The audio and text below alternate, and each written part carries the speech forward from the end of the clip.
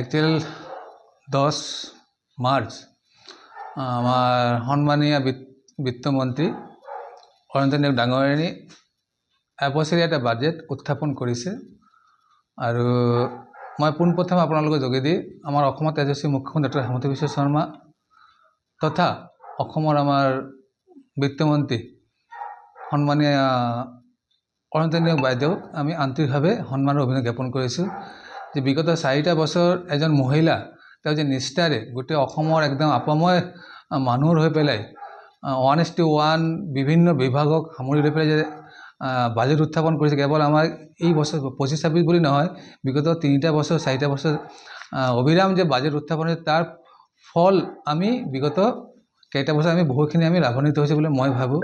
তাৰ কাৰণে আজি মূল কথা হ'ল আমাৰ অসম চৰকাৰ, অসমৰ সন্মানীয় মুখ্যমন্ত্ৰী, আমাৰ অসমৰ সন্মানীয় বিত্তমন্ত্ৰী ডাঙৰীয়ানী এই যে সমবিকাশ আমাৰ যিটো কোৱা হয় যে বিকশিত ভাৰত, বিকশিত অসম এই নিমিত্তে বাজেট উত্থাপন কৰিছে।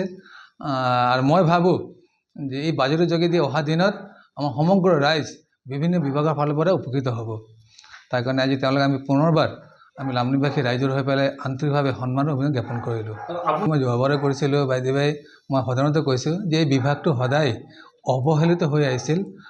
কিন্তু বিশেষকৈ ইতিমধ্যে আমাৰ ভাৰতীয় জনতা পাৰ্টী মিত্ৰজোঁট চৰকাৰ অহাৰ পিছত এটা অভিলেখ ৰূপ আমি পাইছোঁ যে সকলো আমাৰ লামডিং সমষ্টিৰ 7খন আমাৰ ষ্টেট ডিছপেঞ্চাৰী আছে, ছাব চেণ্টাৰ আছে, আমাৰ লামডিং, লংকা জৰাজীৰ্ণ স্থিতি ইনফ্ৰাষ্ট্ৰাকচাৰ, আমাৰ 9 কোটি 1 নং কাকি 2 নং কাকি ডেৰাবাথাৰ। তো আল্টিমেট আমাৰ যেনেকৈ লামডিং আমাৰ ডক্টৰ আছে, আমাৰ 4th গ্ৰেড ষ্টাফ আছে, কিন্তু তাত ইনফ্ৰাষ্ট্ৰাকচাৰ ইমান দুৰ্বল, তাত এজন ডক্টৰ ভালকৈ বহাৰ যে পৰিৱেশ, সেই পৰিৱেশটো নাই। লংকা তদ্ৰূপ। তো যোৱাবাৰ মোৰ এটা প্ৰশ্ন আছিল, তাৰ উত্তৰত মই 1 নং কাকি 2 নং কাকি এটা ফাণ্ড আমি পুঁজি এটা পাইছিলোঁ। এইবাৰ মই কুৱেশ্যনটো কৰিছোঁ, ইতিমধ্যে আমাৰ সন্মানীয় বিভাগীয় মন্ত্ৰী এটা উত্তৰ দিছে, অলৰেডি ডিপাৰ হ'ল। উইদিন শ্বৰ্ট টাইম আমি পুঁজিটো আমি নিশ্চয় পাই যাম। তাৰ কাৰণে আমি আশাবাদী আমাৰ লামডিং হওক, লংকা হওক, যিবিলাক আমাৰ ইনফ্ৰাষ্ট্ৰাকচাৰ একদম জৰাজীৰ্ণ, য'ত ঔষধ ৰখাৰ পৰিৱেশ নাই, ডক্টৰ বহাৰ পৰিৱেশ নাই, তাৰ কাৰণে নিশ্চয় আমাৰ চৰকাৰ বা বিভাগীয় মন্ত্ৰী তেওঁলোকে চিন্তাধাৰা কৰিছে। মোৰ লগত কথা হৈছে ব্যক্তিগতভাৱে মন্ত্ৰীৰ লগত, আমি নিশ্চয় এটা পুঁজি পাম বুলি মই আশাবাদী। বাজেট বিষয়টো এনেকুৱা এটা বিষয়, কেৱল লামডিং বুলি নহয়, সমষ্টিভিত্তিক নহয়। আজি যেনেকৈ আমাৰ ওচৰত আমাৰ কাৰ্বি আংলং ডিফু মেডিকেল কলেজ হ'ল, তাত আমি লামডিংবাসী ৰাইজ উপকৃত হৈছোঁ।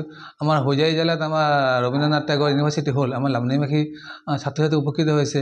অহা দিনত মেডিকেল কলেজ হ'ব হোজাই। তাৰ কাৰণে আমি আশাবাদী।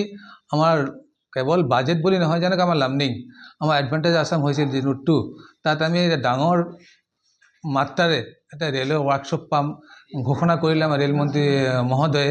আমি আশাবাদী এই বৃহত্তৰ যে আমাৰ ৰেলৱে ৱৰ্কশ্বপটো হ'ব, তাৰ যোগেদি আমাৰ লামডিঙৰ নিবনুৱা সমস্যা বহুখিনি সমাধান হ'ব। আৰু কোনো কল কাৰখানাক বাদ দি পেলাই কোনো এটা ঠাই আৰ্থিকভাৱে স্বাৱলম্বী হ'ব নোৱাৰে। এই নিমিত্তে আমি এটা ডাঙৰ কাৰখানা অলৰেডি ঘোষণা কৰা হ'ল, অহা দিনত নিশ্চয় পাম। ইয়াৰ উপৰিও আমাৰ নৱোদয় এখন ডাঙৰ স্কুল, আপুনি জানে চাগে, নৱোদয় এটা স্কুল আমি লামডিং সমষ্টিত পাইছোঁ, অলৰেডি মাটি চাটি দিয়া হ'ল। টুডে টুমৰো তাত স্থাপনা হ'ব। ইয়াৰ উপৰি বহু ধৰণৰ আঁচনিবিলাক আমি বাজেট বা বাজেটৰ বাহিৰে আমি পাই আছোঁ।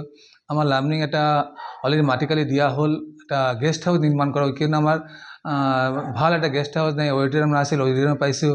গেষ্ট হাউচ অলৰেডি যোৱা পৰহিদিনা আমি DRC মিটিঙত যেতিয়া আমি উত্থাপন কৰিছিলোঁ আমাৰ কথাখিনি, তাত অলৰেডি 1 নং হাতীকালি এটা মাটি লোৱা হ'ল, তাত আমাৰ ডাঙৰ এটা গেষ্ট হাউচ হ'ব। তাৰ কাৰণে বাজেট সৰ্বোপৰি সৰ্বমুখী, জনদৰদী, জনমুখী বাজেট হ'ল। বিশেষকৈ মোৰ কোৱা মতে এই যে আমাৰ সন্মানীয় বিত্তমন্ত্ৰী বা আমাৰ সন্মানীয় মুখ্যমন্ত্ৰীয়ে এটা ঘোষণা কৰিল যে এছাম যুৱক যুৱতী আফটাৰ ডিগ্ৰী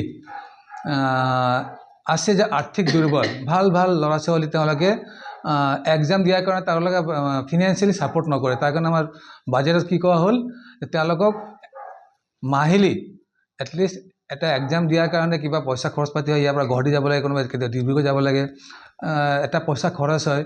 তাৰ কাৰণে আমাৰ চৰকাৰে কি কৰিলে, প্ৰতি মাহে 1000 টকা দিম বুলি তাত ধাৰ্য কৰা হ'ল।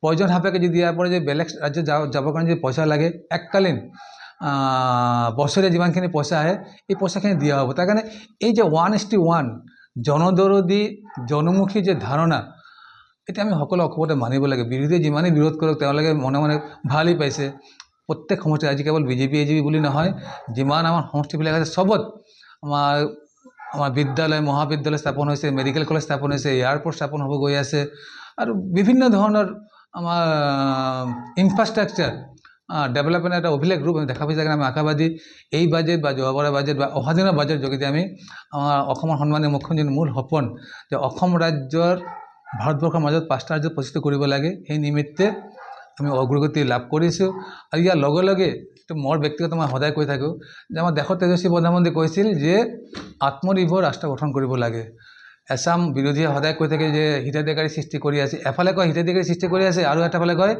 যেনেকৈ আমাৰ লাখপতি বাইদেউ কিয় নিদিয়ে SC গ্ৰুপৰ 10,000 কিয় নিদিয়ে 1 এপ্ৰিল আমাৰ সন্মানীয় মুখ্যমন্ত্ৰী বেহালীত এইটো শুভাৰম্ভণি কৰিব অৰুণোদয় কিয় নিদিয়ে এফালে কয় হিতাধিকাৰী সৃষ্টি কৰি আছে এফালে কয় নিদিয়ে কিয় সেইকাৰণে এই যে আত্মনিৰ্ভৰ ৰাষ্ট্ৰ গঠন কৰাৰ কাৰণে আত্মনিৰ্ভৰ ব্যক্তি নিৰ্মাণ কৰিব লাগিব আমি সকলো যদি ব্যক্তিগতভাৱে যদি আমি স্বাৱলম্বী হৈ যাওঁ তেতিয়া আমি আত্মনিৰ্ভৰ ৰাষ্ট্ৰ আত্মনিৰ্ভৰ ৰাজ্য আমি সমষ্টি নিৰ্মাণ কৰিব পাৰিম আৰু সেই নিমিত্তে আমাৰ কেন্দ্ৰ তথা ৰাজ্য চৰকাৰ বিভিন্ন ধৰণৰ ব্যক্তিগত বা ৰাজহুৱা আঁচনিৰ যোগেদি আমি ব্যক্তিগতভাৱে স্বাৱলম্বী কৰাৰ যে প্ৰয়াস এই প্ৰয়াস আমি সৰ্বান্তৰকৰণে আমি সমৰ্থন জ্ঞাপন কৰিছোঁ টেক্সটো বঢ়োৱা হোৱা নাই আপুনি যদি চায় যে 2016 আগত আৰু আজি বৰ্তমান ডেটত আমাৰ যে স্থিতি এইবাৰ বাজেট আমাৰ টেক্স ক'তো বঢ়াই দিয়া নাই যেনেকুৱা আছে তেনেকুৱা হ'ল তো টেক্স এইটো আমাৰ এটা পাৰ্ট আমাৰ কেপিটেল যেটা আমাৰ মূল কেপিটেল আজি ইমান যে এডভান্টেজ আছে আমাৰ কিমান লটছ অফ লাখ 1,000 crore বিনিয়োগ হ'ল আজি আমাৰ ছেমি কণ্ডাক্টৰ জাগিৰতো আহি গ'ল